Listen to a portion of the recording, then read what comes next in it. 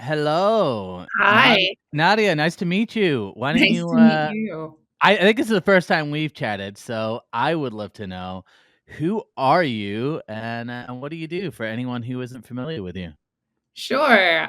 Again, nice to meet you. I am a mindset and movement coach. I'm the founder of Nadia Murdoch Fit. I really primarily work with women in business to help them regain their vitality and step into their confidence. I find that a lot of the women that I work with, they present confident, but they don't really believe it inside. And how long have you been doing this for? Wow. So I got my I think I was like, it's been quite a journey. So I started actually in marketing and events, and Okay, I just cool. fell in love with fitness. Um, Gained the freshman 15/30, and then found a healthy pathway, and it was like more of a side hustle. And then I decided to launch and go full force in 2015. I love it. I love it. Well, it's great to have you here. So, talking about hustle, we're going to talk about a topic that I think is super relevant, and I'm excited about something I'm passionate about. We're going to talk about uh, beyond the hustle, embracing a new paradigm of empowered leadership. So, um, talk to me a little bit about hustle culture, like what that is, and kind of how things are shifting and as you see it. What I love about the new generation, which I find, and I don't know if you can speak to it too, based on the guests that you work with and your expertise, it's like they're demanding their piece, right? They're demanding their their um their well-being.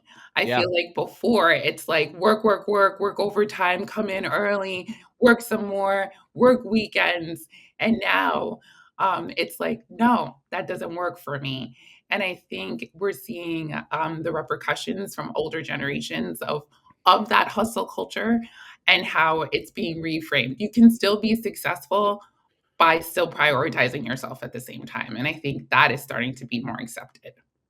100%, and there's a difference, right, between hustling and working hard and then hustle culture. There's definitely a line there, and Right. I would say one of the things and I'm 100% with you, I really respect, like, the upcoming generation. It's been great seeing, especially on social media, just Yes. a lot more voices coming out, and really, the key word I see is boundaries. It just seems Mm. like there's clear boundaries, that maybe in the past, people, didn't embrace these boundaries as much. So, what are some of, like, the pitfalls that you've seen when it comes to hustle culture, and what are some of the things that people need to be wary of when it comes to this? I think it dilutes who they are as a person, right? And they're not it also quiets their voice. So when you talk about boundaries, they're afraid to speak up, they're afraid to ask for what they want in the fear of not excelling in their career place or whatever dynamic that they're working up in the climbing the ladders for. And so I feel like now it's acceptance and like respect. I feel like these things are starting to be honored. Whereas before it was kind of like glossed over, like, this is what you have to do, almost like a bully, right? Like, if you want to get this promotion, you have to do this. I don't care if you have a headache. I don't care if you're sick, come in sick. And it's starting to be like, no, you don't have anything if you don't have your health, right? And so I think people are starting to reshift their priority list and putting that at the top because you can work for it so hard and then be sick and then can't even enjoy the rewards, or you know what I mean? So I think people are starting to really value their health. And it's not just about working out to look good, but their mental health too. And I think the conversation is being had more so that people, I feel like a lot of people had this feeling but weren't talking about it because nobody else 100%. was talking about it. And now I think we need to be having more of these conversations, especially in the workplace, because chances are the guy down the hall or the person in the cubicle next to you is feeling the same exact way. So it's creating a safe space to talk about it. I love it, and look, this is again another reason why I'm such a huge fan of platforms like TikTok and because they've given people a voice. And I think about one of the earlier environments I worked in was a total hustle culture environment, They were hazing new employees. I remember them having us coming to work at, like, 7 in the morning. They wouldn't let us leave until 8 or 9, and it's because everybody else went through this when they were early on in the company, and I didn't have a voice. There was nothing I could do about it, and I think back to that point in my life, I would have for sure jumped on TikTok and been like, "Guys, do you know what I'm doing right now?" I would have given myself a voice and then kind of empowered myself with that. Right. What do you say to people who are maybe stuck in this old mindset or, what advice do you give for people if they're trying to break out of this mindset and establishing boundaries? What advice do you have for people who may be struggling with this?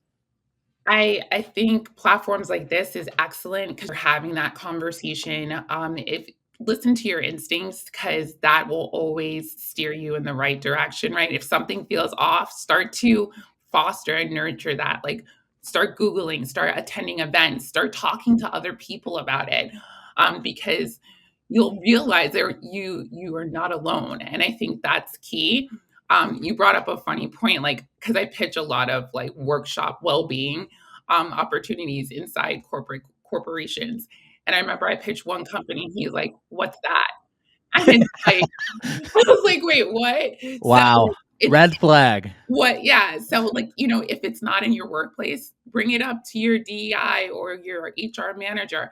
Be that person that makes a difference, right? Because you are setting it up not only for yourself, but the people around you. And the loyalty that comes from a happy well-being in the workplace, it's just such a different place to work.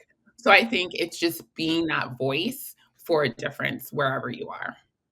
Do you think that the newer generation as well, I shouldn't say the newer generation, the younger generation coming in the workplace, do you think that they are putting more emphasis on things like flexibility even over pay? Like, what are you seeing? Um, 'Cause in my mind, there has been that shift, but is that what you're seeing out there as well? I think when they're going for a job, like, it's not just the job itself, it's their lifestyle, right? Will this fortitude mean to travel, to try new things, to enjoy my life? And especially being hybrid, like now after like the pandemic, it's like there's no excuse. Like, why can't we be hybrid? And I've Yeah, seen a lot of people walk away from opportunities because that's not being I mean, I heard you talk earlier, you have a new baby, having balancing a family and working and being able to value your time with your family and not come huge. home drained and it's important. I also saw something that millennials spend more time with their children than previous Come generations. on. That's something that should be celebrated, Yeah, and the reason is because most people I talk to, when I tell them, "Hey, I've got 3 kids under 5," if I talk to someone who's got kids that are teenagers and above, yeah, often I will hear them say, "I wish I had spent more time and kind of exactly, valued that time." I've never met anybody that said, "You know what? I wish I had spent less time with my kids and more time working." Never have met exactly. anyone like that. Yeah, I talked to a fellow parent at my son's school. I have a 4-year-old and a 7-year-old, and he just sold his business, and the guy said to him, "You're doing the right thing. I'm completely wealthy, but my kids don't even talk to me," Wow. because he wasn't there. And so it's like, I think really, Joel, it comes down to values. What are Mm. your values? Yes, it's to give your family a comfortable lifestyle, but at the end of the day, does family matter? Does your health matter? And I think when you start I think to answer your question, I think this generation is honoring their values and they're discovering what their values are earlier. And I think that makes a difference in how they navigate their career. I love that. I love that. Well, talking about career, how did you first get into coaching, and like how did you kind of figure out like, yeah, this is what I want to do. I want to coach people. I want to coach women on what I coach them on. Like how did you get into that? Yeah, so it's funny because I was just talking to someone else about this yesterday, and it's like it's a journey, it's an experiment, and I always say like our life is kind of like that. Like you have an idea of what you want to do, and life has a different idea. So it was like honoring that. Like life is not linear; it's up and down. And so I thought I just wanted to do the fitness thing, but I got my BA in psychology, and there was always the mindset element that I brought into my classes. I was like, I wanna do more, and so over Mm, time, I started to sprinkle it into my classes. Then the pandemic hit, I got hit with a high-risk pregnancy, and I was like, "Oh my gosh, I need to, like, coach myself."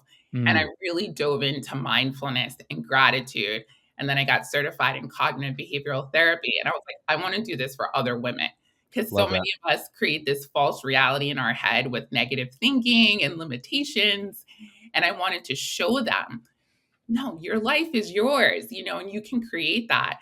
And so that's where it really changed into a different trajectory. And it's been amazing. And now I've been bringing it into corporations, speaking on stages, because I think, again, back to what I was saying before, these are conversations that a lot of moms, entrepreneurial women, women in business aren't really having.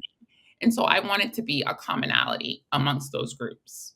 Amazing. I love that. Well, look, guys, if you're out there and particularly if you're a woman even just struggling with mindset and you want to get your mind right, I would highly advise checking out Nadia's website. And you could do that by just on the QR code right there, scan the QR code. That's what that little black and white thing is at the bottom of the screen for any of the boomers out there. Just kidding. I love boomers. But Nadia, where else can people connect with you? Where's the easiest place to reach you? Yeah, my website's great. You can sign up for my newsletter and get your dose of mindset reset, and also on Instagram at Nadia Murdoch. I love it. Well, it's so great to meet you, and we'll have to connect on LinkedIn as well. Yes, this was And great. Well, yeah, hopefully we'll be able to do it again in the near future. And have a happy Thanksgiving. I would love that. Happy Thanksgiving to you too. All right, we'll talk soon. Okay, bye.